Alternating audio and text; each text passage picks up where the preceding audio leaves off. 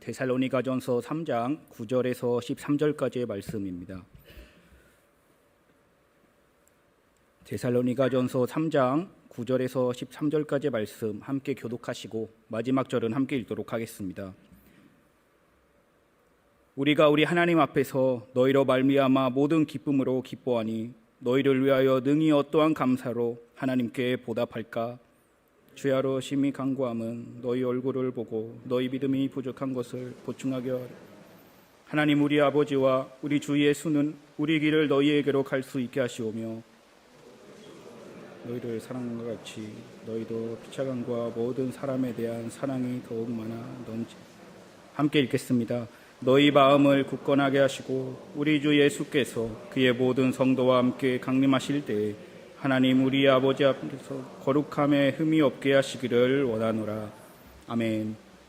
감사와 기도라는 제목으로 하나님의 말씀을 전하겠습니다. 여러분들은 예수 믿은 후 삶의 모든 문제들이 해결되셨습니까? 교회에 나오고 매주 예배드린 후 삶의 어려움과 고통이 다 사라졌습니까? 우리는 이 세상을 살면서 아무 문제와 어려움이 없기를 바라고 살지만 실제로는 그렇지 아니하다는 것을 경험하게 됩니다. 그래서 이 세상에서 우리는 문제 없는 삶을 사는 것이 아니라 그 문제를 보고 다루고 극복하는 삶을 살아가는 것입니다. 우리가 흔히 말하는 신앙생활을 잘하는 것이 과연 무엇일까요? 바른 신앙이란 어떻게 주님의 눈으로 상황을 바라보고 어려움과 시련을 만날 때 그 일을 어떻게 해석하고 대처해 나가는가에 대한 지혜를 하나님께서 가르쳐 주셔서 균형 있는 신앙생활을 살아가는 것이 아니겠습니까? 오늘 본문 말씀을 통해 사도 바울이 어떠한 어려운 상황에 처해 있었고 그 상황을 어떻게 극복해 나가는지를 이 시간 함께 살펴보기를 원합니다. 지난주 수요 설교 때도 말씀드렸지만요, 사도 바울은 실라와 디모데와 함께 데살로니가 지역에서 복음을 열심히 전하고 있었습니다. 그러나 어느 순간 그들은 유대인들의 핍박으로 인해 데살로니가를 떠나 베레아라는 곳으로 떠나야만 했습니다. 유대인들의 핍박이 끊이지 않아 베레아에서도 쫓겨나 아덴 지역으로 다시 피신하게 되었습니다. 그리고 바울은 2년 동안 고린도에 머물면서 데살로니가 교회의 소식을 가지고 온 디모데 이야기를 듣고 본 서신서를 기록했다고 살펴보았습니다. 오늘 3장에 해당하는 말씀은 바울이 그토록 사랑했던 영적인 아들과 같은 디모데를 보낸 후 그 상황을 어떻게 견뎌 나갔는지를 설명해 주고 있습니다. 성경의 위대한 하나님의 사람 바울도요, 견디지 못할 만큼 어려움을 겪어야 했습니다. 데살로니가 교회의 영적인 상태가 어떠할지에 대한 부담 때문에 그는 고통스러워했습니다. 데살로니가 교회는 이제 막 성장하고 있었던 젊은 교회였습니다. 그러나 유대인들의 심한 핍박 속에 데살로니가 교회를 떠나야만 했던 바울의 마음속에는 염려와 참지 못할 어려움이 가득했습니다. 그 내용이 3장 1절에 나오는데요, 이렇게 나옵니다. 이러므로 우리가 참다 못하여 우리만 아덴에 머물기를 좋게 생각하고 라고 기록되어 있습니다. 5절에서는요, 구체적으로 이러므로 나도 참다 못하여 너희 믿음을 알기 위하여 보내었노니 라고 사도 바울이 말하고 있습니다. 그 아픔과 고통이 얼마나 컸는지 사도 바울은 더 이상 견디지 못해 무언가를 행합니다. 그는 데살로니가 성도들이 유대인들의 핍박 속에 있는데 그들의 영적인 상태가 어떠했는지에 대한 고민 때문에 고통스러웠던 것이었습니다. 결국 바울은 데살로니가 교인들의 믿음이 시련의 와중에서도 흔들리지 않았다는 소식 듣기를 간절히 바라고 있었다는 것을 볼 수 있습니다. 목회자의 돌봄 없이 홀로 버려져 있는 것과 같은 이 데살로니가 교회를 생각하면서 바울은 두 가지 중요한 일을 행합니다. 3장 2, 3절에 첫 번째가 나오는데요, 함께 읽어보겠습니다. 우리 형제 곧 그리스도의 복음을 전하는 하나님의 일꾼인 디모데를 보내노니 이는 너희를 굳건하게 하고 너희 믿음에 대하여 위로함으로 아무도 이 여러 환난 중에 흔들리지 않게 하려 함이라. 우리가 이것을 위하여 세움받은 줄로 너희가 친히 알리라. 아멘. 바울이 취한 이 첫 번째 행동은요, 바로 하나님의 일꾼인 디모데를 본인 대신 보내는 일이었습니다. 그리고 두 번째 행한 일은 오늘 우리가 함께 읽은 10절에 나오는데요. 함께 읽어보겠습니다. 주야로 심히 간구함은 너희 얼굴을 보고 너희 믿음이 부족한 것을 보충하게 하려 함이라. 아멘. 이 보내는 일이 첫 번째 일이었다면 두 번째 행한 일은 바로 기도였습니다. 바울은 디모데를 보낸 후 주야로 심히 간구 기도했다고 기록되어 있습니다. 우리가 믿는 기독교는 문제만 바라보며 기도하는 종교가 아닙니다. 바울은 매우 어려운 상황에 처해 있었지만 오늘 본문은 그가 취했던 이 두 가지 중요한 일들을 소개해주고 있습니다. 자신이 직접 갈 수 없으므로 본인 대신 디모데를 데살로니가 교회로 보내고 그 상황을 끝났다고 생각하지 않고 주야로 하나님께 기도드렸습니다. 훌륭한 영적인 아들 디모데를 그곳으로 보내면 모든 문제가 해결될 거라고 여기지 않았습니다. 보내는 동시에 바울은 기도했습니다. 이것이 바른 신앙이며 교회가 취해야 할 균형 있는 신앙의 모습입니다. 기독교는 하나에만 집중하는 종교가 아닙니다. 삶의 자리는 별로 중요하지 않으니 교회에서 열심히 예배드리고 신앙생활만 잘하면 된다는 오해에서 벗어나야 합니다. 삶의 자리인 가정과 일터에서 그리고 교회에서 삶의 문제들을 믿음의 눈으로 보고 동시에 끊임없이 기도하며 실제적인 대안을 마련하는 것이 바른 신앙의 모습이 될 것입니다. 빌 하이벨스가 쓴 너무 바빠서 기도합니다라는 책에서 다음 문구가 눈에 띄었습니다. 왜 우리는 기도에 대한 흥미를 잃어버리는 걸까? 왜 기도를 멈추는 걸까? 우리가 기도가 멈추거나 식어버리는 한 가지 이유는 우리가 너무 편안하기 때문이다. 이건 인간의 본성이다라고 말합니다. 그리고 앞으로 더 나아가서 다음과 같이 말합니다. 기도와 하나님의 임재는 동전의 양면이다. 기도를 통해서 하나님과 대화하고 듣는 시간을 가진 결과로 주어지는 것이 바로 하나님의 임재에 대한 의식이며 반대로 하나님의 임재 속에서 시간을 보내는 사람들의 삶 속에서 기도의 능력이 펼쳐진다. 간혹 교회 안에서 삶이 너무 바빠서 일이 너무 바빠서 사역이 너무 많아서 기도하지 못한다는 사람들이 있습니다. 그러나 우리는 일이 많을수록 사역이 많을수록 더 기도의 자리에 나가 기도해야 될 줄로 믿습니다. 아무리 바쁘고 일이 많아도 그 가운데 기도를 통해 하나님과 동행하는 삶이 없다면 일을 바르게 하는 것이 아닙니다. 좀 여유가 생기고 환경이 도와주면 기도하겠습니다. 빌 하이벨스가 말했죠. 기도가 멈추거나 식어버리는 이유는 너무 편안하기 때문이다. 지금이 바로 하나님께 나아가 기도해야 할 때입니다. 오늘 말씀을 통해 우리가 삶의 문제 앞에 균형 있게 취해야 할 두 가지 신앙의 자세에 대해서 함께 살펴보길 원합니다. 첫 번째는요, 문제 앞에 우리는 믿음으로 결단을 해야 합니다. 사도 바울은 디모데와 실라와 함께 선교 사역을 감당하고 있었습니다. 그들은 핍박을 받았지만요, 동시에 함께 사역하면서 서로 의지하고 힘을 얻고 끝까지 함께하고 싶어 했을 것입니다. 바울, 디모데, 실라, 인간의 눈으로 보았을 때 어마어마한 팀이었습니다. 그들도 아마 오래 함께하며 같이 있고 싶어 했을 것입니다. 그러나 사도 바울이 취했던 첫 번째 행동이 무엇이었습니까?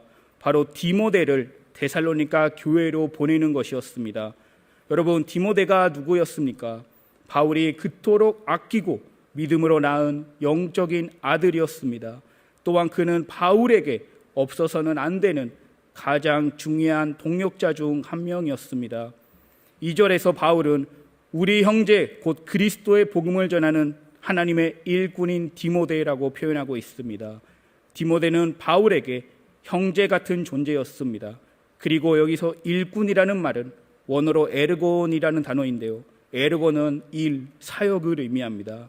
즉 함께 일하는 자, 형제이자 동역자인 디모데를 보내노니라는 표현이 더 정확할 것입니다. 다른 영어 번역본을 보면 하나님을 위해 함께 일하는 자라고 번역하고 있습니다. 이 귀한 형제이자 동역자인 디모데를 데살로니가 교회로 보내기로 결단한 것입니다. 이 결단이 과연 어떻게 가능했을까요? 여러분 같았으면 디모데를 보냈을 것 같습니까?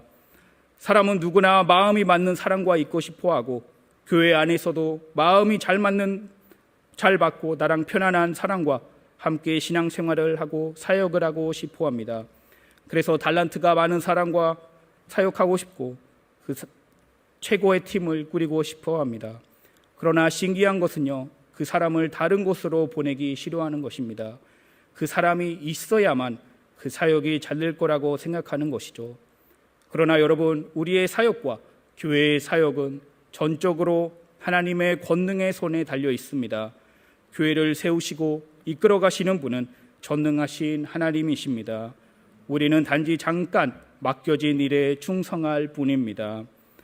사도 바울은 믿음으로 그 상황을 보았기 때문에 아들과 같은 디모데를 희생하고 데살로니가 교회에 보낼 수 있었던 것입니다. 그렇지 않습니까? 본인의 입장에서 함께 계속하고 싶지만 하나님의 큰 그림을 보았을 때 그 큰 그림을 다 알 수는 없지만요, 믿음이 갓 생기고 어린 아이와 같은 이 데살로니가 교인들의 믿음을 생각할 때 디모데를 보낼 수밖에 없었던 것입니다. 내 욕심이 아닌 하나님의 선한 일을 생각할 때 우리는 이러한 믿음의 결단을 내릴 수 있게 될 것입니다. 교회 안에서도 사역하면서 내가 여기에 없으면 안 돼, 이 사역할 수 있는 사람만 나밖에 없어 라는 생각은 어떻게 보면 교만일 수도 있습니다. 제가 지금까지 몇 교회에서 사역을 했지만요, 제가 있거나 말거나 그 사람이 있거나 말거나 교회는 계속해서 세워지고 성장하게 되었습니다. 왜냐하면 교회는요, 다시 말하지만 전적으로 하나님의 은혜에 달려있기 때문입니다. 그러므로 지금 이 자리가 하나님께서 세워주신 자리로 믿고 감사함으로 나가시는 저와 여러분들이 되시기를 소망합니다. 또한 결단을 내리되 믿음의 결단을 내리시길 바랍니다. 이성적으로나 계산적으로 또는 감정적으로 내리는 결단이 아닌 믿음으로 결단을 내려야 합니다. 바울은 디모데가 사역에 더 이상 힘이 안 돼서 보내는 것이 아니었습니다. 바울 입장에서도 매우 중요하고 아끼고 함께 가고 싶어한 사람이 바로 디모데였습니다. 그러므로 우리가 또 한 가지 알 수 있는 사실은 바로 믿음의 결단에는 사랑의 희생이 있어야 된다는 것입니다. 남는 것에서 주는 것이 아니라 있는 것에서 최고의 것을 주는 것입니다. 바울은 디모데를 데살로니가 교회로 보내면서 사랑의 희생을 수반하고 있는 것입니다. 그 희생에는 당연히 아픔도 뒤따라오게 됩니다. 그러나 나에게도 너무 필요하지만 상대에게 더 필요로 하면 내가 희생의 길을 선택해야 하는 게 옳은 선택이 될 것입니다. 왜 그렇습니까? 아버지 되시는 하나님께서 피조물인 우리를 위해 아낌없이 독생자 예수 그리스도를 이 땅에 보내시고 우리의 죄 때문에 십자가에서 죽으셨기 때문입니다. 최고의 사랑의 희생을 먼저 보여주신 분이 바로 전능하신 하나님이십니다. 흠없고 죄 없는 자가 십자가에서 죽어 희생해야만 우리가 구원에 이룰 수 있게 된 것입니다. 아멘입니까? 그 사랑을 기억할 때, 그 희생을 묵상할 때 우리는 감사할 수밖에 없고 겸손히 남을 위해 헌신할 수밖에 없게 될 것입니다. 사도 바울의 믿음의 결단은 헛수고로 끝나지 않았습니다. 그 헌신과 희생에는 기쁜 소식의 열매가 있었습니다. 6절인데요. 지금은 디모데가 너희에게로부터 와서 너희 믿음과 사랑의 기쁜 소식을 우리에게 전하고 또 너희가 항상 우리를 잘 생각하여 우리가 너희를 간절히 보고자 함과 같이 너희도 우리를 간절히 보고자 한다 하니. 아멘. 바울이 데살로니가 교회를 염려하고 걱정했던 부분이 이 디모데의 복으로 인해 바울을 크게 기쁘게 했습니다. 여기서 기쁜 소식은 원어 유앙겔리사메누라는 분사인데요, 이 단어는 유앙겔리죠, 즉 복음을 전하다라는 의미로 쓰이는 동사입니다. 여러분, 복음이 무엇입니까? 예수 그리스도께서 죄인들을 위해 십자가에서 죽으시고 부활하심으로써 이를 믿는 자들로 하나님의 자녀가 되게 하셨다는 것입니다. 바울은 지금 그 기쁜 소식을 이 단어로 사용하고 있는 것입니다. 무엇을 의미합니까? 디모데가 데살로니가 교회에 대한 소식은 마치 예수 그리스도의 복음을 듣는 것처럼 바울에게 큰 기쁨이었던 것이 아니겠습니까? 데살로니가 교인들은 복음으로 굳건히 믿음을 잘 지키고 있었고 그 기쁜 소식으로 사도 바울을 보답한 것입니다. 여기서 믿음은 환난과 시험에서도 견고히 서 있는 것을 의미하며, 사랑은 그 믿음을 기초로 하여 나타나는 다른 사람들에 대한 수고와 희생을 의미합니다. 그래서 우리가 지난주 수요일에도 살펴보았듯이 사도 바울은 데살로니가 교회를 믿음의 역사와 사랑의 수고로 칭찬한 것이었습니다. 하나님의 큰 그림을 보고 믿음의 결단을 내린 바울에게는 처음에는 시련과 아픔이 있었지만요, 결국에는 그 믿음의 결단에는 열매가 있었고 기쁨이 찾아왔습니다.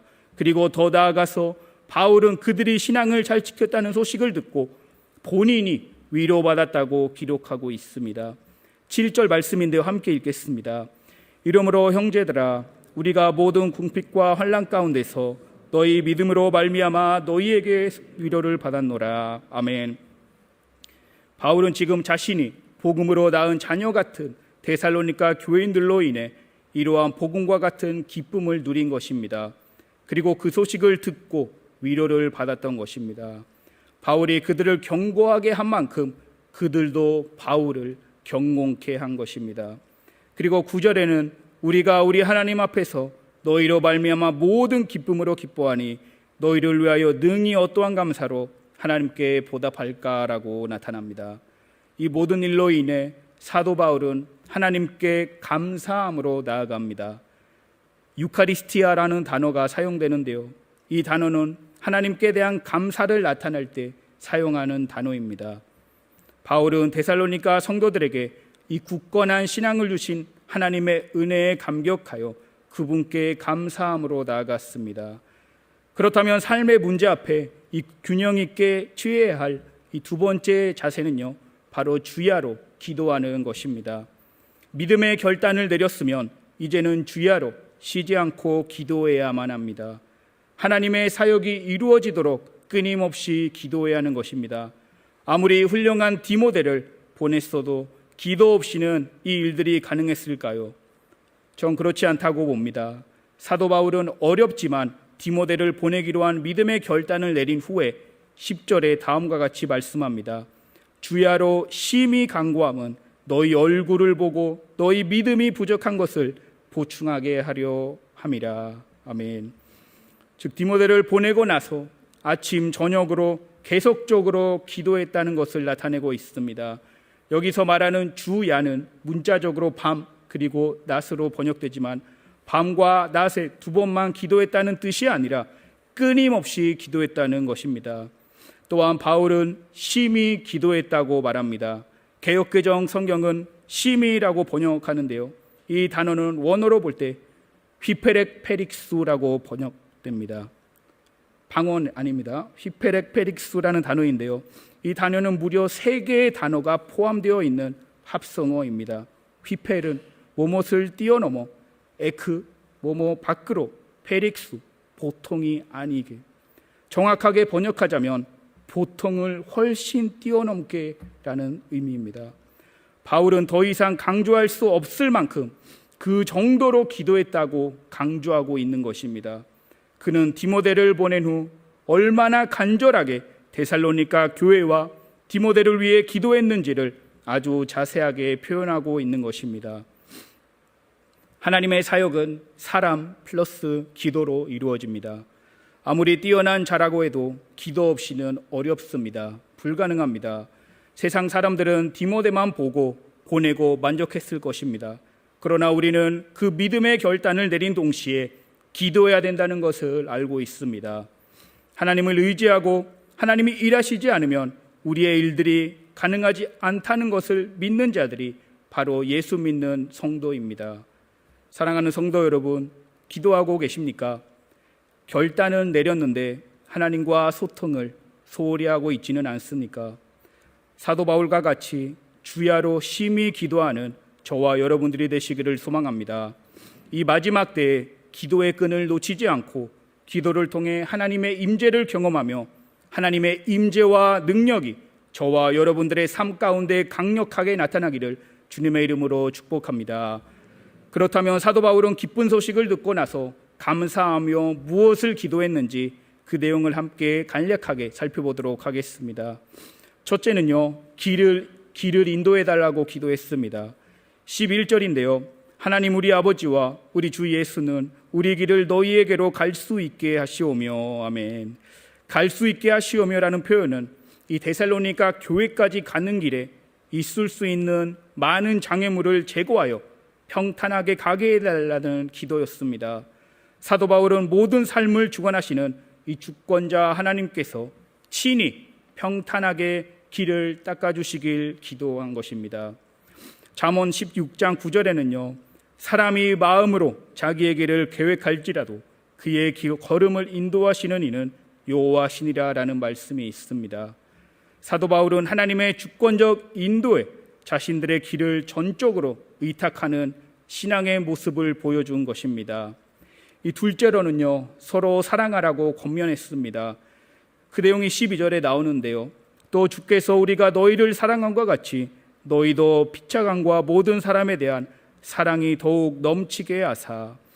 바울은 데살로니가 교인들이 적극적으로 서로 사랑하기를, 그리고 모든 사람을 향하여 사랑하라고 기도하고 있습니다. 데살로니가 교인들끼리 서로 사랑함과 동시에 모든 사람, 즉 밖에 있는 사람들까지 사랑하라고 권면하고 있습니다. 그러나 눈에 띄는 것은 사도 바울은 여기서 사랑하라고 말할 때 아가페의 사랑을 말하고 있는 것입니다. 사도 바울이 데살로니가 교인들에게 보인 사랑은 이 아가페의 사랑이었습니다. 아가페의 사랑은 자기 유익과 조건을 따지는 사랑이 아닌 희생적이고 목숨까지 기꺼이 내어줄 수 있는 사랑입니다. 사실 아가페의 사랑은 하나님께서 우리에게 나타나신 사랑입니다. 사도 바울은 이와 같은 사랑으로 그들을 사랑했고 그들도 역시 서로 아가페 사랑하라고 권면하고 있는 것입니다. 그 사랑을 교회 밖에 있는 사람들까지 전하라고 말씀하고 있습니다. 그렇습니다. 우리가 먼저 하나님으로부터 아가페적인 사랑을 받았기 때문에 교회 안에서도 그 아가페적인 사랑으로 서로 사랑하며 헌신하며 희생해야 됩니다. 그뿐만 아니라 그 아가페 사랑이 교회 밖으로도 퍼져 나가야 합니다. 그것이 사도 바울이 데살로니가 교인들에게 부탁한 것입니다. 우리 교회에도 이 아가페 사랑의 모습이 가득하길 소망합니다. 조건적이고 유익을 얻는 사랑이 아닌 무조건적이고 아무 대가 없이 희생하며 헌신하는 사랑의 모습들이 우리 공동체 안에 나타나기를 간절히 소망합니다. 마지막 이 세 번째는 재림을 기다리는 기도를 드렸습니다. 13절인데요. 너희 마음을 굳건하게 하시고 우리 주 예수께서 그의 모든 성도와 함께 강림하실 때 하나님 우리 아버지 앞에서 거룩함이 흠이 없게 하시기를 원하노라. 아멘. 바울의 기도는 현재만을 바라보고 기도하는 기도가 아닌 예수님의 재림을 기다리며 미래를 위해서도 기도한 모습을 발견할 수 있습니다. 예수님께서는 분명히 다시 오시겠다고 약속하셨는데 그날이 임할 때 주님 앞에 부끄러움 없이 그렇게 세워지기를 기도한 것입니다. 기도의 초점이 현재뿐만 아니라 미래까지 맞춰져 있었던 것입니다. 재림 기도에 대해서 바울은 두 가지 사실을 나타내고 있는데요. 첫째는 모든 사람들은 예수 그리스도의 재림 시 하나님 앞에 선다는 것입니다. 아무도 자신을 숨기지 못하고 하나님 앞에 드러나게 될 것입니다. 그리고 둘째는요, 그리스도 안에 있는 성도들은 장차 종말의 날에 거룩함에 흠이 없게 될 것이라고 말하고 있습니다. 바울은 이미 성도들이 속해 있는 그 거룩한 상태에서 흠이 없게 되기를 기원하고 있는 것입니다. 말씀을 정리하겠습니다. 지금까지 우리는 삶의 문제 앞에서 균형 있게 취해야 할 두 가지 신앙의 자세에서 살펴보았습니다. 첫 번째는 믿음의 결단을 내리는 것이고 두 번째는 주야로 기도하는 것입니다. 사도 바울은 어려운 상황 속에서 데살로니가 교회 성도들을 먼저 생각하며 믿음의 결단을 내려 디모데를 그곳으로 보냈습니다. 처음에는 그 걱정과 두려움은 데살로니가 교인들의 소식을 듣고 기쁨과 감사로 변했습니다. 그리고 디모데를 보내는 동시에 사도 바울은 주야로 심히 기도했습니다. 하나님께 길을 인도해 달라고 기도했고요. 서로 사랑하라고 기도했고요. 재림을 기다리는 기도를 드렸습니다. 성경은 예수 믿고 교회를 다닌 후 삶의 문제와 어려움이 없다고 말하지 않습니다. 오히려 고난과 시련이 더 강해질 수 있습니다. 그러나 중요한 것은 그 상황을 믿음으로 어떻게 보고 대처해 나가는 것입니다. 사도 바울 역시 삶의 어려운 문제들을 피할 수 없었습니다. 그러나 그는 그 상황 앞에서 믿음으로 결단을 내렸고 내린 후에도 계속해서 기도했다고 오늘 말씀에서 함께 보았습니다. 여러분, 어려운 결단을 내려야 하는 상황 속에 계십니까? 너무 바빠서 기도를 못하고 계십니까? 믿음으로 결단을 내리시길 바랍니다. 그리고 결단을 내린 후에 주야로 끊임없이 기도하는 저와 여러분들이 되시기를 주님의 이름으로 축복합니다. 기도하겠습니다.